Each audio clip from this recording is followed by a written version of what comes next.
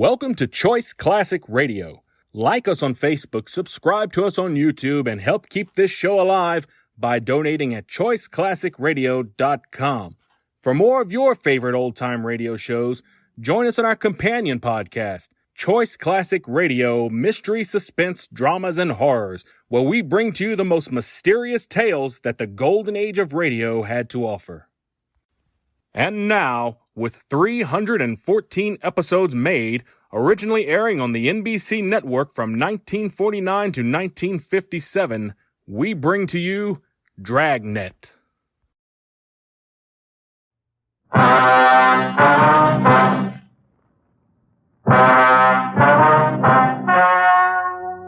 story you are about to hear is true. Only the names have been changed to protect the innocent.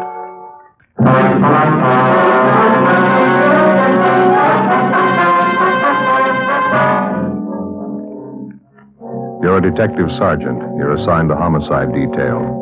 A 30-year-old woman is missing. 3 months pass before a disappearance is reported.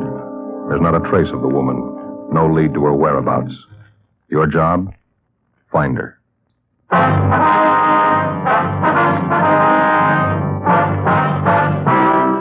Dragnet, the documented drama of an actual crime. For the next 30 minutes, in cooperation with the Los Angeles Police Department, you will travel step by step on the side of the law through an actual case transcribed from official police files. From beginning to end, from crime to punishment, Dragnet is the story of your police force in action. It was Monday, June 9th. It was warm in Los Angeles. We were working the day watch out of homicide detail. My partner's Ben Romero. The boss is Thad Brown, chief of detectives. My name's Friday.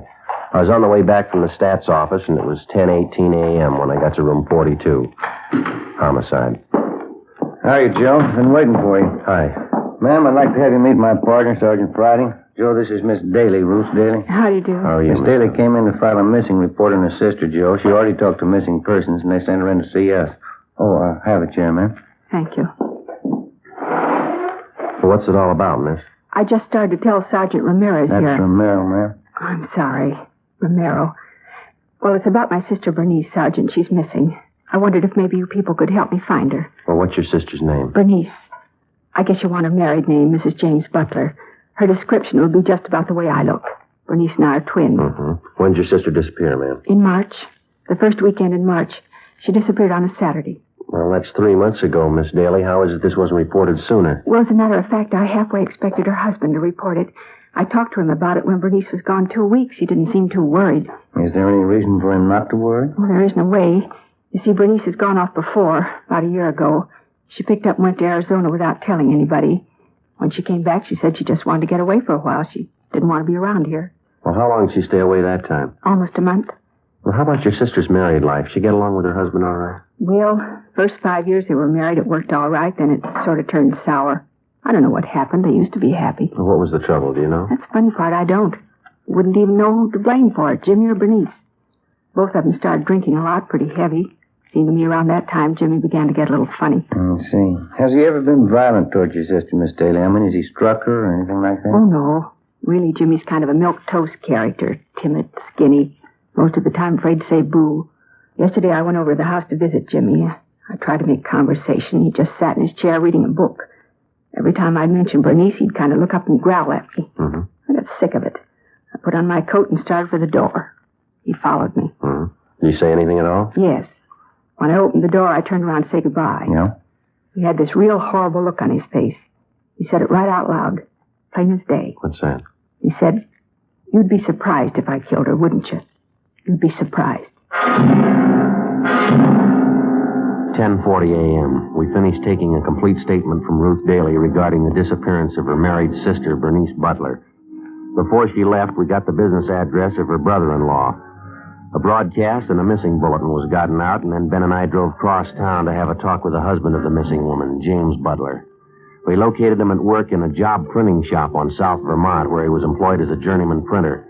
He was in his early 30s, thin, blonde hair, light complexion, about 5'7", 125 pounds. He wore a pair of rimless glasses.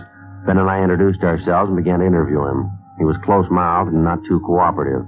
He seemed to resent every question we asked him. While we talked, he worked over a paper-cutting machine. You'll have to admit it's a little out of the ordinary, Mr. Butler. Your wife missing 3 months and you acting like she's been gone 3 hours.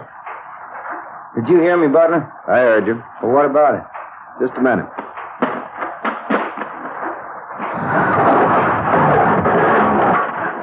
Well? You know, it's not ordinary her going away. I'm married to her. I know my own wife. We talked to your wife's sister this morning, Ruth Daly. She seems to think you might know all about your wife disappearing. She does? That's right. In my way, I got to get that other set of cards. Oh, yeah.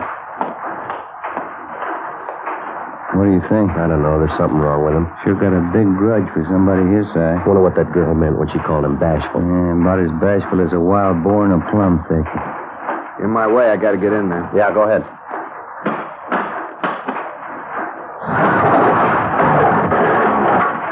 I haven't got any spare time to talk. I have to get this order out. It'll only take a few minutes if you'll be good enough to cooperate. I haven't got the time, that's all. It's almost your lunch hour, isn't it? Suppose we can talk then? Got no time then either. Don't you talk to Ruth. She seems to know it all. Now, listen, that's about enough of this, mister. We ask you civil questions. We expect civil answers. If you think this isn't important, change your mind. Your wife's been gone for 3 months. Nobody's seen or heard from her, and it's our job to check it. Now, you can talk to us here or downtown. You take your pick. Have to finish up this batch first. We can talk out in the alley and back. I want everybody knowing my business. That's fine with us. You do what you have to do. We'll wait for you. Sure is aching for an argument, huh? Yeah, I wonder what his big trouble is. Maybe a hangover. Looks a little used up. Yeah, could be. If he had something to do with his wife's disappearing, you'd think he'd try to cover the way he's acting. He doesn't seem to care what we think. Well, let's see what kind of a story he's got. Okay, it's this way, out back. Well, go ahead. Yeah, what's the big deal? You ever been arrested, Butler? No. Almost a couple of times. They couldn't get me. What kind of trouble were you in? They said they didn't get me. I'm not going to put myself in hot water. We'd like to find out how your wife was before she disappeared. You know of any reason why she'd go off the way she did? Any reason why she'd stay away 3 months without any word? No, I don't know any reason. Well, how about your relatives, your friends? You checked to see if she might be with one of them? They'd call if she was. You never checked with them? No. Think Ruth did. You have any big arguments with your wife, Butler? Around the time she disappeared, I mean? We had them all the time. She bothered me. She was too fresh. I beat it out of her. That's so. You got to. Give him a little freedom. They think he can take over. Nag him, tell you what to do, what not to do. Sick of it. We'd like a straight answer here, Butler. Did you want your wife out of the way? What do you mean by that? I mean, do you know why she's missing? Could be a lot of reasons. Might know one. Did you kill your wife, Butler? It'd be silly to tell you that, wouldn't it? Yeah. Did you kill her? Only one way I'll say yes to that. Yeah? When you prove it. Well, it wasn't easy to understand. From the way it started, our interview with James Butler would get us nothing. We had no evidence against him, nothing to indicate definitely that his wife had met foul play, nothing but a suspicious remark he was supposed to have made to his sister-in-law, Ruth Daly. But once we'd left the print shop and got out in the back alley where he couldn't be overheard, he was full of information. Besides telling us that he'd beat his wife, Butler also admitted that he'd threatened her life on several occasions, twice in the presence of friends. He seemed to take some kind of a peculiar pride in admitting how violent he'd been with his wife. Ben and I took him downtown, questioned him further, and listened to him talk. He made veiled hints that he'd been involved in various criminal activities in this country and also in Europe, that he was a close friend with a half a dozen notorious underworld gang leaders, that he was ruthless and clever enough to dispose of his wife if he wanted to and still avoid prosecution. While we were talking, Ben had James Butler's name and description double-checked through the Record Bureau files. There was no previous criminal record listed for him. As far as we knew, at no time had he even been held under suspicion in a criminal investigation. The next day, together with Brian and Lopez from Homicide, Ben and I made the rounds of Mr. and Miss Butler's friends, relatives, and neighbors. 4:25 p.m. We got back to the office. Oh, hi, Lope. Ben, Joe, what's doing? Nothing great. How'd you two make out? Yeah, it's a funny setup to me. I'd say the guy's a phony. Everybody we talk to, everybody who knows Butler, they all say the same thing. What's that? Guy's afraid of his own shadow. He's a milquetoast. Nothing to him. And what'd you get? Oh, about the same. Every housewife around the neighborhood out where they live, they all told us the same thing. The guy's a henpecked husband. His wife laid down the laws, and he follows them. Psycho case, huh? Must be. Don't know how else to explain it. Every time I asked one of their friends if Butler beat up his wife, they laughed in my face. Said he wouldn't even dare cash his check on payday. Had to bring it home. If anybody got beat up, it must have been him. Yeah, he sure tells a great story. He could make you believe he was a bluebeard. Did you get any different answers at all, Lope? Yeah, one maybe. Yeah, let me take a look. Let's see. Yeah, here. Mrs. Irene Brady. She's an aunt of Mrs. Butler. She said the same thing about Butler, about him being a real mouse and all. And she told us about the dizzy things he'd been doing the last couple of years. Yeah, what was that? Well, 4 or 5 times she said he just went out looking for trouble, go in a neighborhood bar, insult some big stevedore, he'd get his face pushed in. He always picked big guys. Didn't seem to mind getting beat up as long as he could insult them. Not much doubt, I guess. The guy's ready for the nut for him. Well, apparently he's got a big beef with people who push him around. Maybe he figured if he could take care of just one of those people, he could even up the score. How do you mean, Joe? Well, Mrs. Butler, the wife, she's probably the one who gave him the worst time. If he's a little bit off mentally, that'd make him capable of murder, wouldn't it? Could be, yeah. Maybe the wife poured it on real strong, drove him to it. Crazy as a coot, that guy. Too many movies, mystery books. I got him. Homicide, Romero. Oh, yes, ma'am. How's that? When was that? Yes, ma'am. Yes, as soon as we can. Bye. That does it. What's that? That was his sister-in-law, Ruth Daly. Just told me she's positive Butler murdered his wife. What makes you think so? Number one, she says Butler told her so. He admitted it to her last night. Well, it doesn't hold any more water than the rest of his stories. I don't know. The Daly girl says she's positive she's got the evidence to prove it. What's that? A murder weapon. Bloodstains all over it. 4:45 p.m. And I got in the car and drove out to the home of Mr. and Mrs. Butler, where we found the missing woman's sister waiting for us on the front stairs. She told us she'd been doing some kind of checking of her own through the house that afternoon. In going over the attic, she said she'd found a claw hammer hidden under a loose board in the attic floor. She said the hammer was covered with what appeared to be dry blood stains. She took us inside, up the stairs, to the attic. Careful of the steps, officers. It's an old house getting ready to fall apart. Yeah. Watch your step here, Joe. Yeah, I'm all right. Go ahead.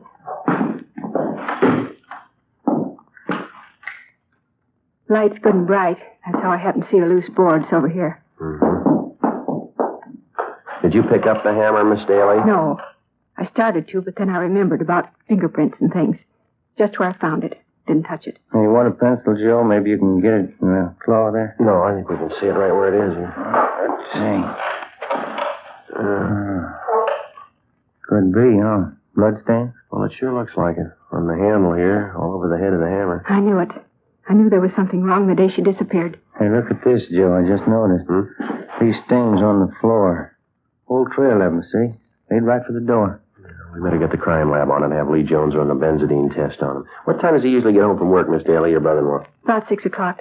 Don't know about today, though. How do you mean? Does he work late on Tuesdays? No, but I wanted to make sure he wouldn't be home when I came over today. I called the print shop where he works. He's not there. Called again this afternoon. Jimmy hasn't been seen since last night. Is he in the habit of skipping work? No, he never does. I called every one of his friends I know of. Bernice's friends, too. I called them. The places he hangs around, nobody's seen him. Not since last night, since you talked to him. And you got no idea where he might be? No. Just like Bernice. He disappeared.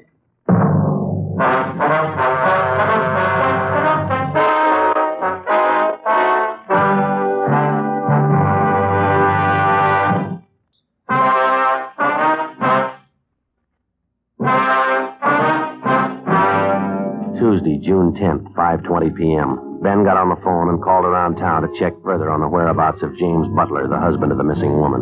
No luck. We called the office, and they got out a broadcast and an APB on Butler. We drove downtown to the crime lab, gave him the claw hammer that we'd found in the Butler's attic, and asked him to run a benzidine test on the stains. We'd also made arrangements for Lee Jones to run similar tests on the stains we'd found on the floor of the attic. 3 days passed. Butler was gone. There was no sign of him. The search was intensified. Another 3 days went by. Monday, June 16th, we got an answer on the APB. A phone call from the chief of police in Tulare, California. Yeah, James Michael Butler, WMA, 33 years, 5 foot 7, 128 pounds. Blonde hair, hazel eyes. Hey, you got a North Hancock Street address down there, that right? Yeah, that sounds like the man we're looking for. He's a real weird one, Friday. Caused a little trouble at one of the taverns up here last night. Kept picking fights with the biggest truck drivers he could find. We locked him up after his third fight.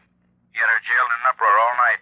Wild one. What'd he do? All shouting all over the place. Couldn't do anything with him. Uh-huh. Keeps telling everybody how smart he is. Yeah? Says he killed his wife, but nobody's ever going to find out. James Butler was returned to Los Angeles, where he underwent further interrogation in addition to a psychiatric test. The test showed that he was definitely abnormal, but he was still judged mentally competent. The crime lab's tests on the bloodstains found on the hammer and on the floor of the attic in the butler's home revealed that the stains were made by animal blood, not human.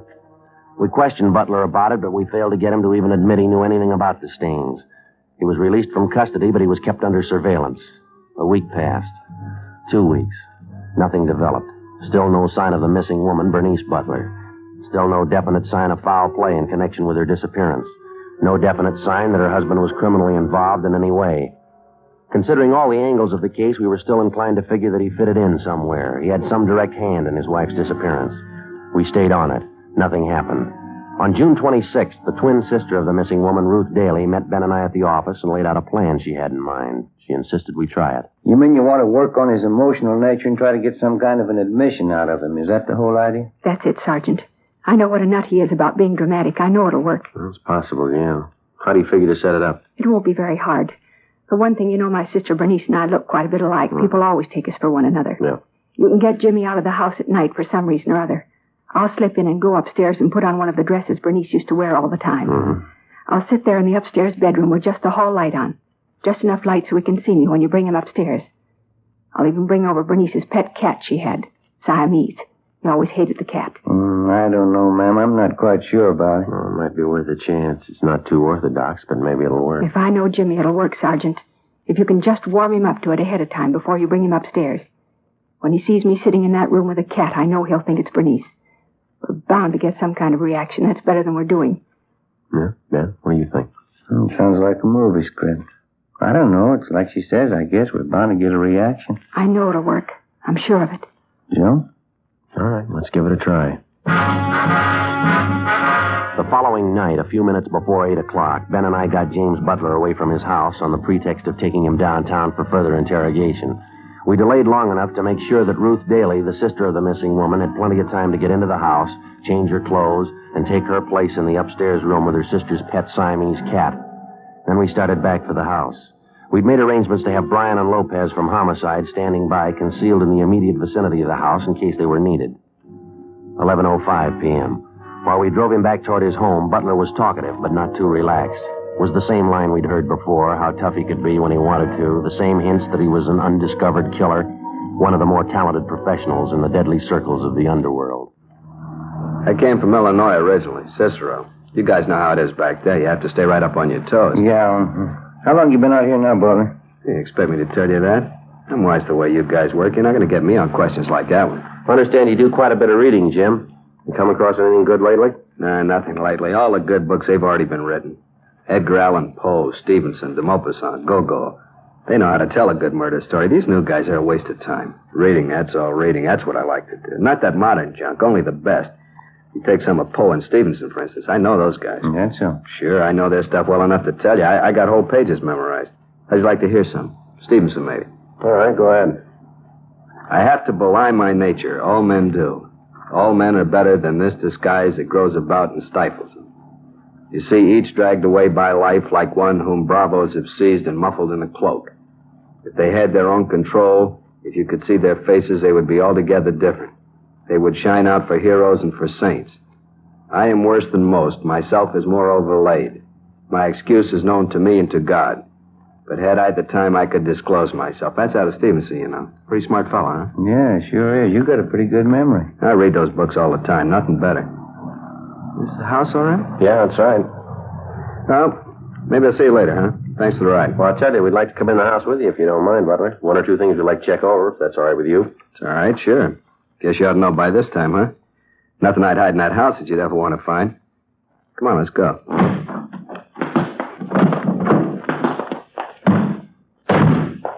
Sure dark out, isn't it? A little bit chilly. Yeah. What do you want to check over in the house? Oh, just one or two things. Just routine, Jim. We won't keep you long. Guess I ought to be a little burned at you cops by now, huh? Getting all this rousting. How about laying off pretty soon? Maybe I am getting a little burned. If you can prove something on old Jimmy Butler, prove it. If you can't do it, let him alone. Mm-hmm. We're just tying up a few loose ends here, Jim. There's nothing to get excited about. What's the matter? Forget your front door key? I got it. My business, you learn not to forget anything. Can't afford to forget.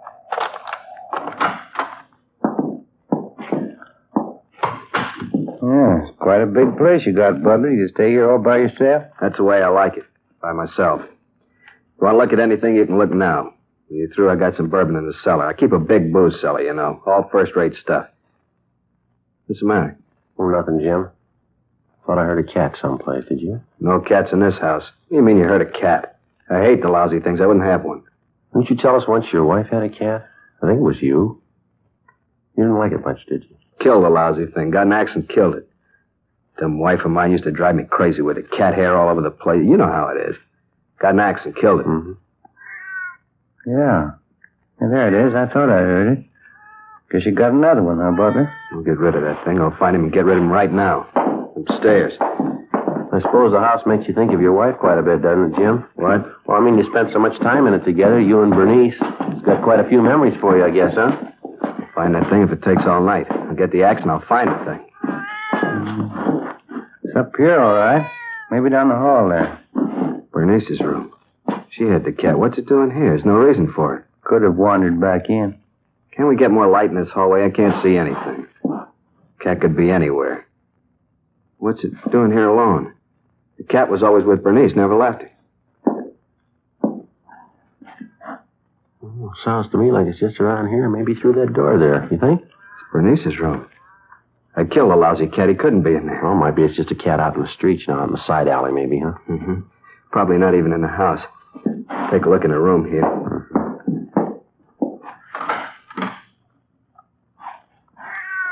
No. No, it ain't real. She's not there. She's not there. Don't hurt the cat. Not the poor cat, Jimmy. Don't kill him. Not both of us. Don't kill the cat, please. Don't kill two of us. You go away. You go away. You're not there. It's a fake. You're not there, Bernice. Please, Jimmy. Not both of us. Don't kill both of us. Some kind of a trick. Now, you go away, Bernice. You're dead and I killed you. You're downstairs. You're in the ground. You're deep in the ground. I killed you. You can't be sitting here. Please, Jimmy. Please. All right, Butler, come here. No. Get away. You get away from me. She's downstairs. She's in the ground. I'll show you. You can't trick me. I'll show you. Grab him, Ben. Grab him. But I can't. Dear God. Come on, Ben, downstairs. Yeah. I tried to grab him. Tried to. He broke away. Yeah. Lopey. Here, Joe, here. Did you see it, Lopey? Yeah. Good drop from the window. He came fast. Yeah. Not too pretty, huh? Must be something, huh? How about getting a doctor? Yeah, he lost the doctors when he hit that sidewalk. Only one thing left, I know. Yeah? Call a priest. In his suicide leap from the top story of his house, James Butler died instantly on the pavement below. Afterwards, when the reports were made out and the deputy coroner removed the body, a special detail of men was sent out to help probe the grounds around the Butler home and also the ground directly beneath the house. The search was thorough. The ground was dug up foot by foot, and we found nothing. Butler's last admission before his death that he'd killed his wife and buried her in the grounds adjoining the house seemed to be as empty and worthless as some of the other stories that he told us. The painstaking search for the body of James Butler's wife went on. We found nothing. Alive or dead, there was still no trace of her. Butler's friends and relatives held a modest funeral for him, and he was buried in a small cemetery south of the city. In Missing Persons Bureau, there were still no leads on the case of Bernice Butler. It was still open. Summer finally got to an end. The fall season came and went, and then Christmas and the holidays, and then back into January and February. On a rainy morning early in March, almost a year to the very day when the case started, we got a communication from San Francisco. It had come to the notice of the police through the county health department. In regard to your APB of June so-and-so last year, this is to inform you that Mrs. Bernice Butler has been a patient in the tubercular ward, County Hospital, San Francisco, since June 16th of last year. Apparently, her case was considered critical from the day she was admitted to the hospital. Last Thursday, she succumbed to the illness. Identification was established, next of kin notified, but no one claimed the body. She was buried at county expense. I trust this may aid you in establishing facts pertinent to her disappearance. Well, how about that? Well, it doesn't figure, does it? Sooner or later, you get 'em all. How would you figure out that night we had Butler at the house? I mean, we had his sister-in-law in there, and he thought he saw his wife? Oh, who knows? Suppose he really had himself talked into it. He thought he committed 100% murder. Guess he thought about it long enough till he convinced himself. Must have worked out something like that inside his mind. Huh? Mm-hmm. Imagine he lived right through it. Figured he really killed her. When it came for the punishment, he was ready to buy that. There wasn't any way out, so he jumped. Yeah, mixed up can it get, huh? That's too bad. All things considered, I guess he loved her quite a bit. Well, it doesn't seem to matter now what he did. Wasn't much of a chance either way. How do you mean? Well, the girl, TB on one side, maybe murder on the other. Yeah. Either way, she had to die.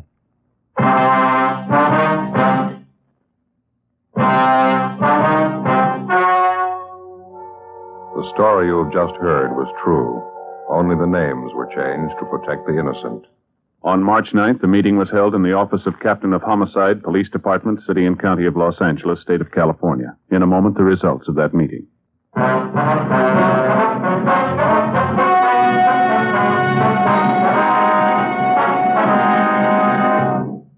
After locating Mrs. Bernice Butler in the tubercular ward in San Francisco County Hospital, final disposition was made of her case.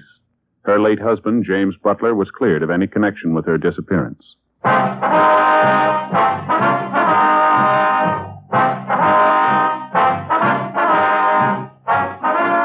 have just heard Dragnet, a series of authentic cases from official files. Technical advice comes from the Office of Chief of Police W.H. Parker, Los Angeles Police Department.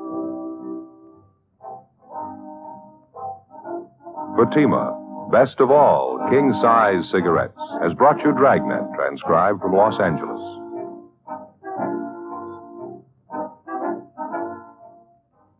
Stay tuned for Counter Spy, next on NBC.